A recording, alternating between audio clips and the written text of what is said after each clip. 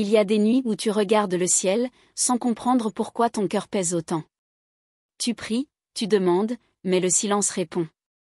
Tu te dis peut-être qu'Allah t'a oublié, que tes supplications se sont perdues entre les nuages. Pourtant, ce silence n'est pas un oubli, c'est une invitation. Allah n'a jamais détourné son regard de toi. C'est ton regard à toi qui s'est parfois voilé par la peur, la fatigue, ou la douleur. Il est toujours là, même dans les instants où ton âme se sent la plus vide. Ce vide n'est pas un abandon, c'est un espace que lui seul peut remplir.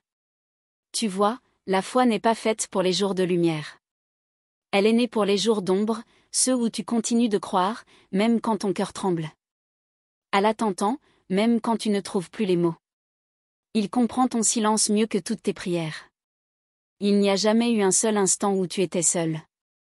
C'est juste que parfois, Allah se cache derrière le silence pour que tu apprennes à écouter autrement avec ton cœur, et non plus avec tes oreilles. Le silence d'Allah est l'un des mystères les plus profonds. Beaucoup pensent que quand Allah se tait, c'est qu'il s'éloigne. Mais non. Quand Allah se tait, c'est souvent qu'il t'observe avec amour. Il regarde si tu continues d'avancer, même quand tu ne sens plus sa main. Souviens-toi du prophète Aïyoub, paix sur lui, laissé des années dans la douleur et la solitude. Allah l'aimait, et pourtant, il a laissé l'épreuve durer. Pourquoi ? Parce que c'est dans le silence que la foi se purifie. C'est dans l'attente que l'amour d'Allah se prouve. Le silence divin est une épreuve douce. Il t'enseigne la patience, la confiance, la sincérité. Il t'apprend à ne plus confondre l'absence de signe avec l'absence d'amour. Quand Allah ne répond pas à ton cri, ne crois pas qu'il t'a tourné le dos. Peut-être qu'il te prépare une réponse si grande qu'elle ne peut être donnée trop tôt. Le silence, parfois, est une protection. Chaque fois que tu ressens ce vide, souviens-toi, c'est un test d'amour.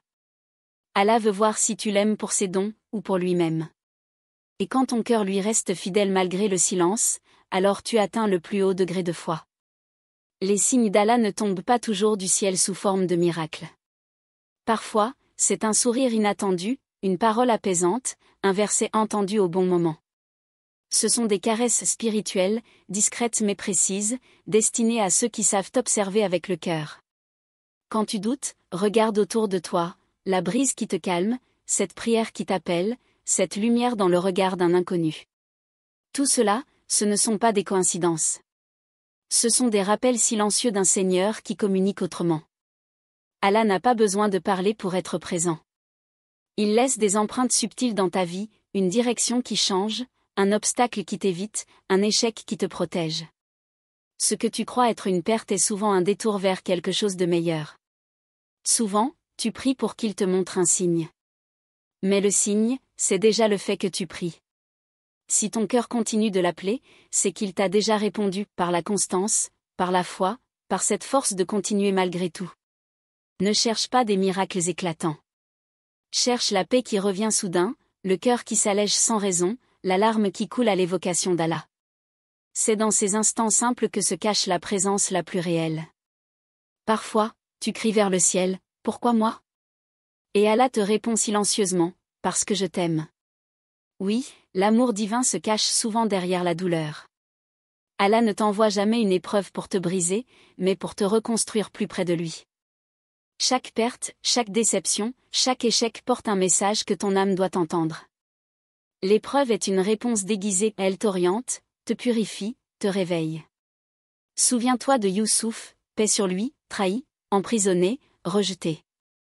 Mais tout cela n'était pas une punition. C'était le chemin choisi pour qu'il devienne un roi. Allah voit plus loin que toi. Quand il ferme une porte, ce n'est pas pour te punir, mais pour te rediriger. Quand il t'enlève quelque chose, c'est souvent parce que cette chose t'empêchait d'accéder à mieux. L'épreuve n'est pas le signe de son absence, mais la preuve de sa vigilance. Il t'aime trop pour te laisser dormir dans une vie qui t'éloigne de lui. Alors il secoue ton monde pour réveiller ton âme. Chaque fois que tu tombes, souviens-toi, tu es plus près du sol, mais aussi plus près du lieu où l'on se prosterne. Il existe un langage que seul ton cœur comprend. Ce n'est pas une voix, ni une image, mais une sensation profonde, celle d'être touché sans raison apparente. Ce frisson quand tu entends le Coran. Cette larme qui coule sans que tu saches pourquoi. Cette paix soudaine après une prière. Ce sont des rappels du cœur, les murmures d'Allah à ton âme. Quand ton cœur s'émeut pour lui, c'est qu'il t'a appelé intérieurement. Et chaque fois que tu ressens ce frémissement, c'est la preuve que tu n'es pas oublié. Ton cœur est sa demeure. Il t'envoie ces signes de l'intérieur, pas seulement du dehors. Tu vois, même quand tu t'éloignes, ton âme se souvient. Elle reconnaît sa lumière comme un enfant reconnaît la voix de sa mère.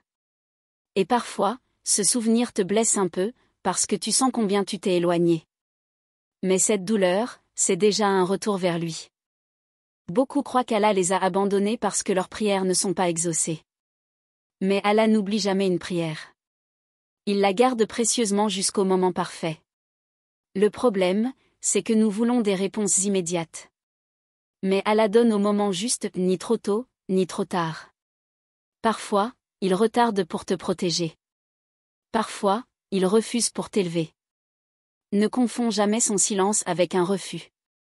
Parfois, le « non » d'Allah est en réalité un « attends, je prépare mieux ». Quand tu perds un travail, un amour, un rêve, dis-toi, peut-être que c'est Allah qui m'écarte de quelque chose qui allait me nuire. Son plan est plus sage que ta vision. Il voit le futur que tu ignores. Si tu ne comprends pas aujourd'hui, sois patient. Un jour, tu regarderas en arrière et tu diras, Alhamdoulilah, maintenant je comprends pourquoi. Les signes d'Allah ne sont pas rares, c'est notre regard qui est souvent fermé. Chaque matin où tu te lèves en paix, chaque souffle, chaque sourire, chaque prière exaucée à moitié, tout cela, ce sont des signes.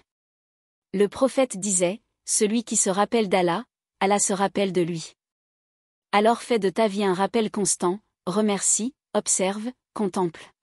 Même les petites choses sont des messages, la pluie qui apaise, l'appel du muezzin, un verset lu par hasard. Regarde ton quotidien avec les yeux du cœur, rien n'y est ordinaire. Allah te parle à travers la vie elle-même. Chaque instant est une occasion de le reconnaître, si tu prends le temps d'écouter autrement.